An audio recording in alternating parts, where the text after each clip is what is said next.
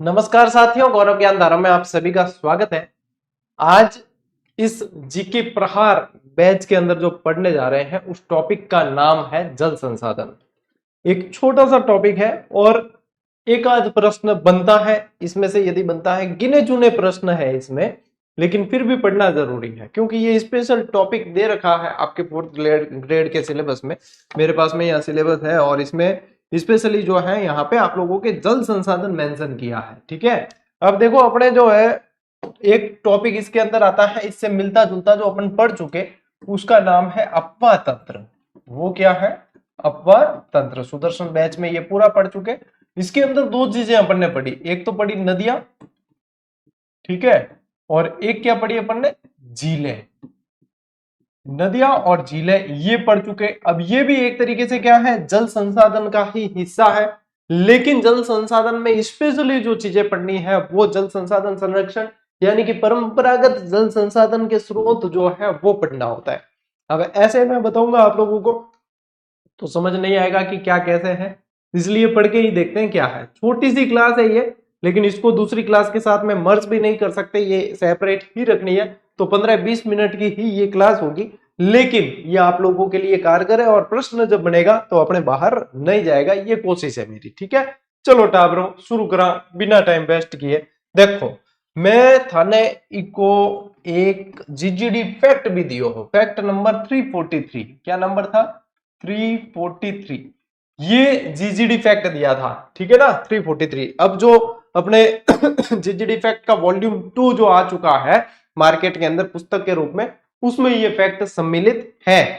अब ये जीजीडी फैक्ट के माध्यम से मैं तो कह रहा हूं इस फैक्ट से भी प्रश्न बाहर नहीं जाना है और अपन इसी के माध्यम से इसको पढ़ेंगे, और जो चीजें आप लोगों को जाननी होती है वो मैं साथ साथ बता दूंगा। देखो क्या दे रखा है? परंपरागत जल संरक्षण, यानी कि ये टॉपिक किसके अंदर आ जाता है? जल संसाधन के अंदर। किसके अंदर? जल संसाधन। अब वैसे तो देखा जाए तो जल संसाधन के अंदर क्या आ जाते हैं? पूरे महासागर आ जाएंगे, पूरी झीलें आ जाएगी, पूरी नदियां आ जाएगी, सब कुछ आएगा जल संसाधन के अंदर। बावड़ियां आएगी, कुएं आएंगे, नलकूप आएंगे, सब। लेकिन यहां आप लोगों को जिस तरीके से पढ़ना है एग्जाम अप्रोच के अनुसार, वो पढ़ने का पैटर्न अलग है। वो है ये चीजें पूछी जाती है एग्जाम में। ठीक है, अब देखो इसमें क्या है? नंबर 1, हाथों हाथ याद करना, खड़ीन। ठीक है, ज्यादातर आप लोगों को ये खड़ीन जो देखने को मिलेगी ये पश्चिमी राजस्थान में देखने को मिलेगी। याद करो, मैंने मरुस्थल जब आप लोगों को पढ़ाए तब खड़ीन, प्लाया, ये सारी चीजें पढ़ाई है। ठीक है, तो यहाँ पे खड़ीन क्या है? प्रवाहित वर्षा जल को परंपरागत एनीकट के माध्यम से संरक्षित करना। एनीकट समझते हो?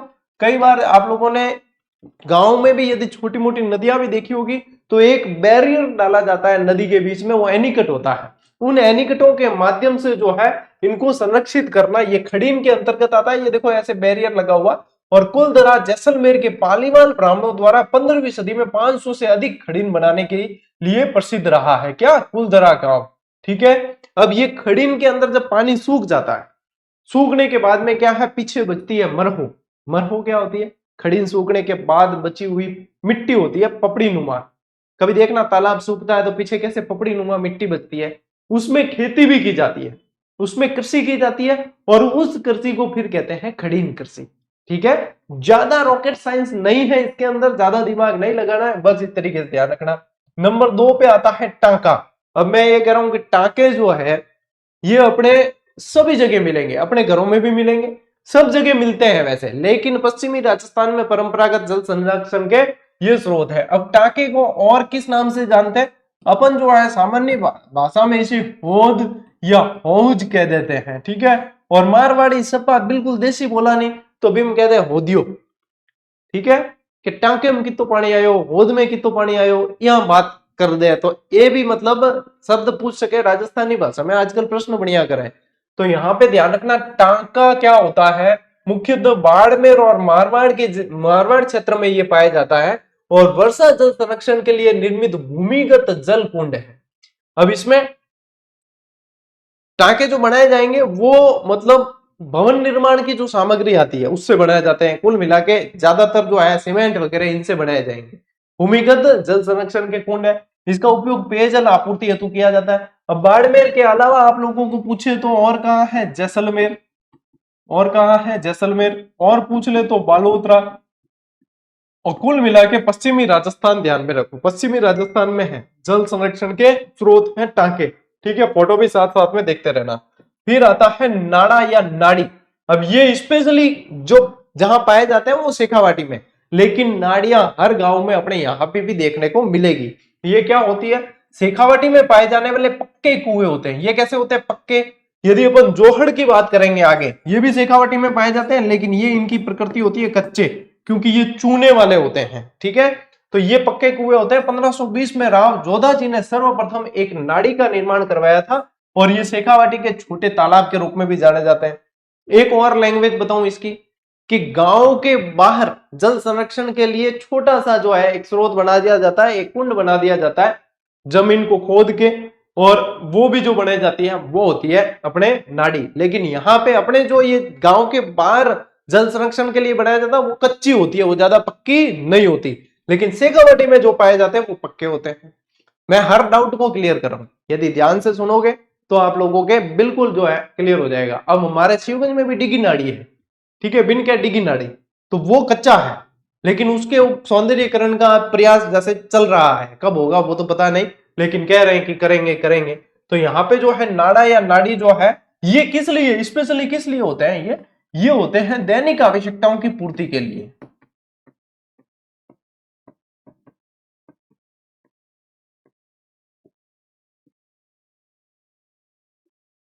ठीक है, ये ध्यान रखना, दैनिक आवश्यकताओं की पूर्ति के लिए जो है नाड़ा या नाड़ी होते हैं गांव के बाहर, छोटे तालाब आप कह सकते हो। आगे बात समझ, ये सारे प्रश्न बनते हैं, समझ लो एक बार, दैट्स ऑल।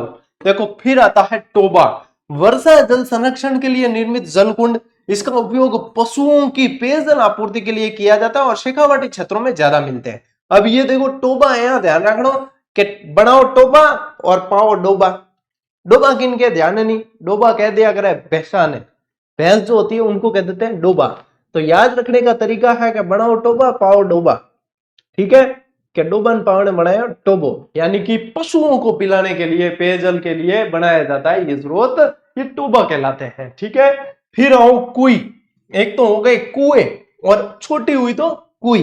ठीक है, इन्हें बेरी भी कहते हैं। पश्चिमी राजस्थान जैसे कि बीकानेर जैसलमेर आदि में तालाब के निकट कुई बनाने की परंपरा है, जो 10-12 मीटर गहरी होती है, जिसमें तालाब का पानी रिस्क रहता है, रिस्क उसमें इकट्ठा हो जाता है, वो कुई है। यानी कि तालाब कभी सूख भी जाए तो इसके अंदर पानी अपने संरक्षित रहे, ये कुई के अंतर्गत आ जाता है। आगे बात समझ।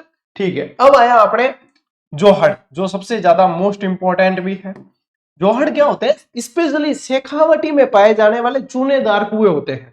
चूने की जो है परत होती है अंदर, चूने का इनका जो है धरातल चूने वाला होता है, ये जोहड़ कहलाते हैं। मानसून के दौरान बनने वाले चूनेदार अध स्तर अनावृत होने के कारण आसानी से बनाए गए कच्चे कुएं स्थानीय भाषा में जोहड़ कहलाते हैं। अब ये कैसे हैं, कच्चे हैं, और पक्के यहाँ शेखावाटी में कौन से, नाड़ा या नाड़ी। और ये मुख्यतः ये भी कहां पाए जाते हैं, शेखावाटी के अंदर पाए जाते हैं।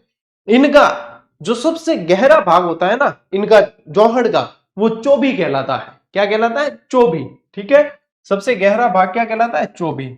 और एक और श्योर प्रश्न मैं आप लोगों को दे दूं कि ये प्रश्न भी बेटा पूछते बहुत ज्यादा है, वो प्रश्न है पालर पानी किसे कहते हैं। पालर पानी, तो ध्यान रखना, वर्षा जल को, वर्षा जल होता है उसको एकत्रित करते हैं, वो पालर पानी कहलाता है। और बहुत ही मोस्ट इंपॉर्टेंट और एग्जामिनर के पसंदीदा प्रश्न है, क्या बताओ, वर्षा जल जो होता है उसको क्या कहते हैं, पालर पानी। पर तो ध्यान रख लियो, खूब पढ़े। ठीक है, लीला डर हो जाए। और ये ले लो अब स्क्रीनशॉट, ये मैंने देखो फैक्ट तो दे दिया था, आप लोगों ने पता नहीं किस तरीके से पढ़ा हो, लेकिन अब मैंने आप लोगों को एक एक चीज इसमें से समझा दिया, तो दिमाग में हो जाना चाहिए ये फिक्स। ठीक है, ले वैसे जल संसाधन के अंदर आप लोगों को जो पढ़ना है चतुश्रेणी के सिलेबस में वो इतना ही है, लेकिन फिर भी मैं आप लोगों को जो है इसी क्लास के अंदर कुछ बावड़ियां भी बता रहा हूं, क्योंकि वो भी जल संसाधन में मान लो जीजीडी फैक्ट तो अपन ने दिया था, लेकिन फिर भी बता रहा हूं। देखो आज की इस क्लास में, इसी क्लास में आप लोगों को दो चीजें देखने को मिल रही है। ये जो पढ़ा अपन ने ये जीजीडी फैक्ट है, ये क्या है, जीजीडी फैक्ट, जिसके 2 वॉल्यूम आए हैं किताबों के रूप में भी। अब जो मैं पढ़ा रहा हूं या अभी जो वर्तमान में आप लोगों को डेली मिल रहा है जीजीडी एजू हब टेलीग्राम चैनल पर, वो है जीजीडी फैक्ट्स प्रो। प्रो कैसे होते हैं, कोई भी चीज आगे बढ़कर। अब इसमें क्या है, अब इसमें फैक्ट तो है ही, ठीक है, जैसे कि चांद बावड़ी और रानी जी की बावड़ी फैक्ट तो है, लेकिन एग्जाम में प्रश्न कैसा बनेगा वह चीज भी इसके अंदर, यानी कि इसमें बनने वाले प्रश्न भी सम्मिलित किए गए। ये है प्रो, और ये आप लोगों को कहां मिल रहे हैं? डेली आप लोगों को जो है जीजीडी फैक्ट प्रो की मुहिम मिल रही है टेलीग्राम पे। और टेलीग्राम कौन सा? जीजीडी एजू हब, जिसपे 40,000 से भी अधिक विद्यार्थी जुड़े हुए हैं, और उसका लिंक जो है अपने मेन टेलीग्राम चैनल पे पिन भी किया हुआ है, ठीक है।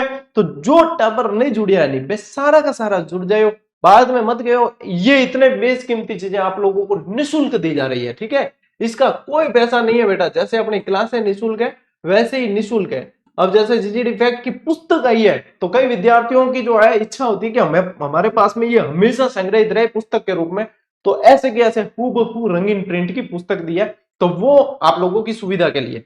बाकी हर रोज टेलीग्राम पे अपन उपलब्ध करवाते बिना किसी कॉस्टिंग के, ठीक है, आप लोगों के इसके लिए कोई पैसा अदा नहीं करना है। अब आओ क्या बावड़िया, ठीक है, तो एक नजर मारना बावड़िया में भी मान लो प्रश्न बन जाए। तो देखो मुख्य मुख्य बावड़िया बता रहा हूं मैं, बहुत ज्यादा डिटेल में नहीं बताऊंगा बावड़िया, स्पेशली बावड़िया यदि टॉपिक होता तो मैं डिटेल में बताता। मैं यहाँ पे इसलिए बता रहा हूँ कि जल संसाधन पढ़ रहे, एक बार इस पे भी नजर मार लो यदि प्रश्न बन जाए तो, ठीक है।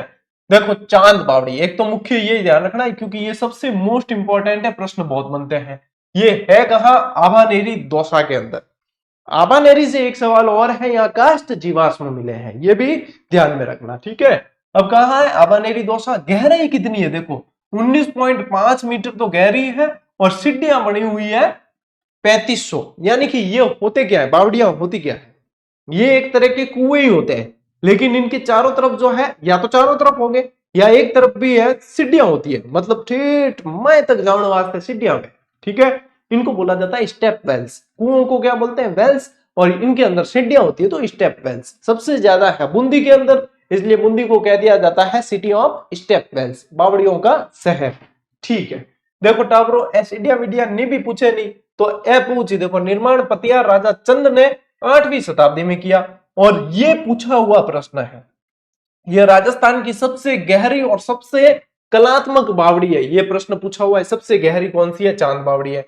इस बावड़ी को तिलिस्म बावड़ी और भूल भुलैया बावड़ी भी कहा जाता है। देखो चित्र ही देख लो थे, मतलब देखो अंदर ये यहाँ कितनी कलात्मक है। ये बावड़ी है भाई, ये कोई महल नहीं है, ये बावड़ी है। जैसे गुजरात की रानी बाव है ना। बताओ कौन से अपने मुद्रा के अंदर कौन से नोट पे रानी बाव छपी हुई है? देखा कितना जना जो है नोट ढंगू देखे, आपने भी ध्यान पड़े। देखो इसमें क्या है, इस बावड़ी के किनारे हर्षद माता का मंदिर है, और 29 सितंबर 2017 को चांद बावड़ी पर 5 रुपए का डाक टिकट जारी हुआ था। डाक टिकट जारी करते हैं उनको बिल्कुल स्थायी करने के लिए, चिर स्थायी करने के लिए, ठीक है। देखो नेक्स्ट क्या है, रानी जी की बावड़ी। ये कहां है? बूंदी के अंदर, मोस्ट इंपॉर्टेंट है ये भी। निर्माण किसने करवाया? राजा अनिरुद्ध सिंह की रानी लाड कंवर नाथावती ने 1699 ईस्वी में। अब मोस्ट इंपॉर्टेंट लाइन यह है कि इसे बावड़ियों का सिरमौर कहा जाता है। जैसे जागीरी किलों का सिरमौर है कुचामन दुर्ग, जैसे कि राजस्थान के सभी किलों का सिरमौर है चित्तौड़गढ़, वैसे ही बावड़ियों का सिरमौर है आपके रानी जी की बावड़ी। इस बावड़ी के 3 प्रवेश द्वार है, और गहराई 110 फीट, सीढ़ियां हैं 135। डाक टिकट इस पे 27 सितंबर 2017 को 5 रुपए का डाक टिकट जारी किया था। इस पे 29 सितंबर है। अब देखो जीजीडी फैक्ट प्रो की क्या खासियत है, एग्जाम में सवाल क्या बन सकता है। आओ, आबानेरी स्थित चांद बावड़ी का निर्माण किसने करवाया? ए राजा चंद, राजा शत्रुसाल, अनिरुद्ध सिंह, शार्दुल सिंह। अब धंगू पड़ियो है, अपन ध्यान है कि राजा चंद करायो। अब मान लो थे जीजीडी फैक्ट प्रो पढ़ रहे हो, अब मैं हर फैक्ट ने समझाने तो हूं कौन कि उत्तर देखना है गुरुजी। तो यहीं पे देखो आंसर पहले का ए, ये दे रखा साइड में, आंसर भी है पहले का ए। दूसरा क्या है, बावड़ियों का सिरमौर किस बावड़ी को कहा जाता है? आओ भैया, आपने कौन सी है? रानी जी की बावड़ी, यही प्रश्न बनते हैं। तो ये देखो दूसरे का सी, ये दे रखा, यानी कि है साथ में, लेकिन आप पहले दिमाग पे जोर दे दो फिर आपको उत्तर दिखेगा। इस तरीके से जीजीडी फैक्ट प्रो की मुहिम चल रही है। 60 के करीब जीजीडी फैक्ट प्रो भी आप लोगों को हम दे चुके हैं। नियमित ऐसी फैक्ट वाली मुहिम देने वाला मैं कह सकता हूं सीना ठोक के कि एकमात्र जीजीडी चैनल है जो इस तरह का कंटेंट विद्यार्थियों को डेली बेसिस पे उपलब्ध करवाता है। तो बढ़िया मौका है, लाभ उठाओ इसका। और जीजीडी फैक्ट प्रो जो है आपको जो हर रोज मिल रहे हैं, कौन से टेलीग्राम चैनल पे? जीजीडी एजू हब, ठीक है, उस पे जुड़ो और डेली इनको प्राप्त करते रहो, डेली याद करते रहो, बेड़ा पार हो जाएगा। नहीं तो फिर भटकने के लिए तो पूरा यूट्यूब और टेलीग्राम पड़े ही है।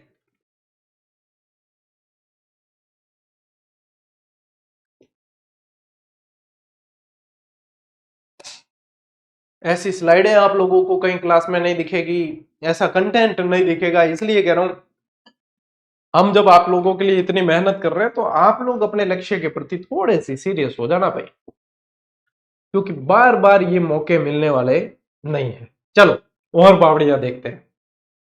अब देखो, और प्रमुख बावड़ियों में नौलखा बावड़ी, ये कहाँ है? डूंगरपुर में। निर्माण किसने करवाया? आस्करण की पत्नी प्रिमल दे ने। और 1586 ईस्वी में निर्माण हुआ है, शिल्पी लीलाधर। यदि यूं प्रश्न बढ़े, एक प्रश्न बाहर कौन जा सके? चमना बावड़ी कहाँ है? शाहपुरा, जो वर्तमान भीलवाड़ा के अंदर ही आता है। काल परसों एक टाबर कमेंट करियो, गुरुजी थे शाहपुरा भीलवाड़ा में दे दियो थाने, वही ध्यान को नहीं कि शाहपुरा अलग जिलो बन गयो। बताओ, मतलब हम ही बता रहे हैं आपको जानकारियां कि शाहपुरा अलग बना, फिर ये भी बताया कि शाहपुरा वापस भंग करके जो है भीलवाड़ा में डाल दिया, 9 जिले तोड़कर वापस जो है अब 41 पे लिया है। मतलब टावर कितना भोला है, मैं देखो, मतलब कितना उनको, मतलब ये तो पता था कि टूट गया, ये नहीं पता वापस जुड़ गया। मतलब माने तो अपडेट, मैं तो मान लो नहीं भी रहा नहीं अपडेट तो की कौन, मैं तो हमारे एग्जाम देना है कौन, लेकिन आप लोगों को तो अपडेट रहने की आवश्यकता है। और कम से कम ऐसे तो नहीं कि गुरु जी आपको पता ही नहीं शाहपुरा अलग जिला, अरे डोबा हमने भी तो ध्यान रखना चाहिए कि शाहपुरा वापस जुड़ गया। हमने बताया ना जैसे में कितना, मतलब जब कोई बदलाव होता है तो हम कितना हाईलाइट करवाते हैं आप लोगों को उसको याद करवाने के लिए।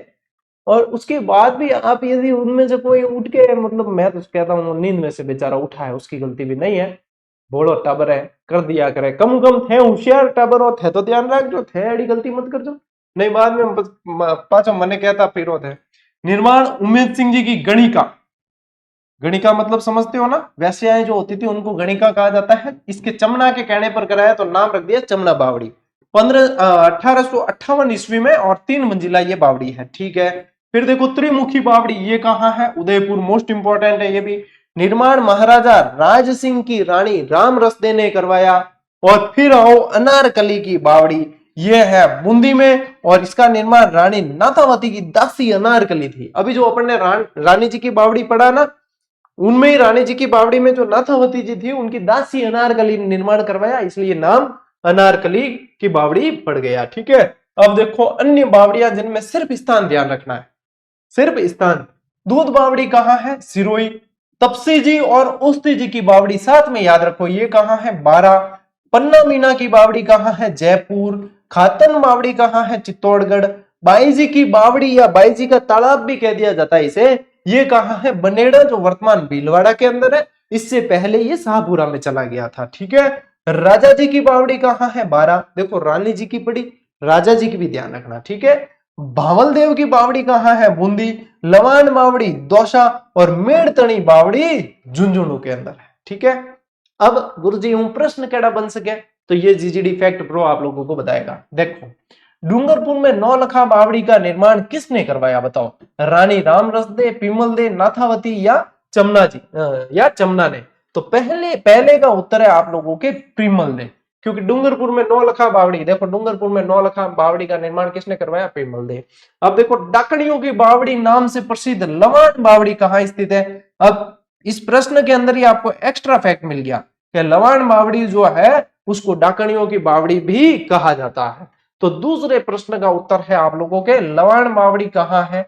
ये रही अपने लवान बावड़ी दौसा, ये देखो लवान बावड़ी दौसा, ये यहाँ पे जो है जीजीडी फैक्ट प्रो के अंदर उत्तर भी आप लोगों को दिए जाते हैं, ठीक है।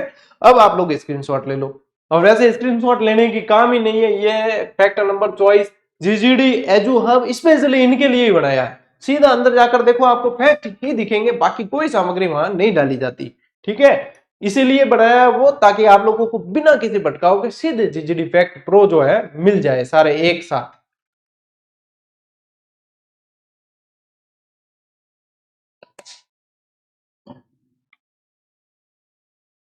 लटा ब्रो, अब एक स्लाइड बची है सिर्फ और सिर्फ बिने भी पढ़ना वह है जीजीडी फैक्ट आपने दियो तो, और ये था जीजीडी फैक्ट 363 नंबर। ये कितना था? 363। ये किससे संबंधित है? अटल भूजल योजना से। लागू कब किया इस योजना को? 1 अप्रैल 2020। भारत सरकार और विश्व बैंक, ये ध्यान रखना, ये पूछा जाता है कि किसके सहयोग से किया है? विश्व बैंक के। भागीदारी देखो किसकी? भारत सरकार और विश्व बैंक। कितनी है? 50-50, 50-50। ये योजना वैसे 2020-21 में ही लागू कर दी गई थी, और 2020-21 से 2024-25 तक 5 वर्षों के लिए ये योजना लागू की गई। राजस्थान राज्य के लिए 5 वर्षों का कुल बजट कितना था? 1189.65 करोड़। 1189.65 करोड़ रुपए, ठीक है। और इस परियोजना हेतु 16 जिलों की 38 पंचायत समितियों के 1129 ग्राम पंचायतों को चिन्हित किया गया था। मोस्ट इंपॉर्टेंट लाइन है, ठीक है। अटल भूजल योजना के अंतर्गत मुख्य सहभागी विभाग कौन कौन से? इसमें देखो, भूजल विभाग, नोडल विभाग एवं कृषि उद्यानिकी, जल ग्रहण एवं भू संरक्षण, जल संसाधन, पंचायती राज एवं ग्रामीण विकास, जन स्वास्थ्य अभियांत्रिकी और ऊर्जा एवं वन विभाग, ये सारे के सारे सम्मिलित है इसके अंदर, ठीक है। और इससे बाहर आप लोगों को अटल भूजल योजना से संबंधित प्रश्न नहीं पूछा जाता, ठीक है। तो ये बहुत अच्छा और मोस्ट इंपॉर्टेंट फैक्ट है, आप स्क्रीनशॉट ले लो इसका। और ये जैसे जैसे क्लासें आती है वैसे वैसे देखो, मुश्किल से मैं आधे घंटे की क्लास देता हूं, तो वैसे ही वैसे हाथों हाथ याद करते हुए आगे बढ़ना है, सबसे बढ़िया पैटर्न है। क्या हाथों हाथ पढ़े, नोट्स बनाए, याद किया, छुट्टी, फिर रिवीजन ही करना रहेगा, ठीक है ना। तो ये चीजें ध्यान रखनी है अपने को, ठीक है टावरों। और बुक अपनी जो है ये चतुर्थ श्रेणी के लिए उपलब्ध है सभी जगह। एक जो क्यूरी आ रही है मेरे पास में वो ये है, एक बच्चे को किन्हीं दुकानदार के पास जैसे गए तो उन्होंने इस बुक के बारे में बताया, तो किसी ने उनको कह दिया कि भाई सिलेबस चेंज हुआ है तो क्या सर की नई बुक आएगी। ऐसी गलत बात है ये। मैंने स्पेशली आप लोगों को वीडियो बना के बताया था कि सिलेबस में नो चेंजेस, कोई चेंज नहीं है, सिर्फ और सिर्फ वेटेज नंबरों का इधर उधर किया है। सिलेबस में एक टॉपिक भी चेंज नहीं किया है, तो क्यों अपन को फालतू अलग से बुक देनी या अलग कवर के साथ में छापनी। यही किताब जो आई थी ये बिल्कुल बेस्ट उसी के आधार पे है, इसमें कोई चेंजेस नहीं होगा। यही किताब आपको लेनी है और यही सब जगह अब सप्लाई की जा रही है, सभी दुकानदारों के पास यही मिलेगी। ये कवर देख लो और यही किताब आप लोगों को पढ़नी है, यही किताब मिलेगी, ये चेंज होकर नहीं आएगी। क्यों? क्योंकि ये 41 जिलों के अनुसार ही आप लोगों को दी गई है, तो बदलाव की कोई जरूरत नहीं है। ये जो न्यू सिलेबस आप कह दो है ना, चाहे तो न्यू सिलेबस कह दो, चाहे सिलेबस तो देखो वही है। अब ये बेचारे भोले टापर जो नई नई तैयारी कर रहे हैं वही कहते हैं अरे सिलेबस बदल गया। जब अब कहां बदला सिलेबस? मुझे बताओ, कोई टॉपिक चेंज हो गया तो मुझे बता दो। मैंने खुद ने सिलेबस का वीडियो बना के आप लोगों को पूरा तुलना करके बताया कि कोई बदलाव नहीं हुआ है, कोई बदलाव नहीं है, सिर्फ वेटेज में बदलाव है। जीके का वेटेज बढ़ गया, वहां से प्रश्न ज्यादा बनेंगे, टॉपिक कोई चेंज नहीं है। इसके अंदर दिए हुए सारे टॉपिक है, कोई बदलाव नहीं है। गुमराह नहीं होना है, व्यवस्थित तरीके से पढ़ो। क्यों फालतू मतलब मैं कवर चेंज कर दूंगा तो ये बुक जिसके पास में वही दूसरी कवर वाली भी बुक लेके आएगा, वही चीज है, कोई बदलाव नहीं है। ये सूचना आप लोगों को ध्यान में रखनी है। बढ़िया तरीके से पढ़ो, शांति से एकदम नियमित रूप से आगे बढ़ो, कोई समस्या नहीं है। अपन मिलते हैं साथियों अगली क्लास में, अगले वीडियो में। तब तक के लिए राम राम, जय हिंद।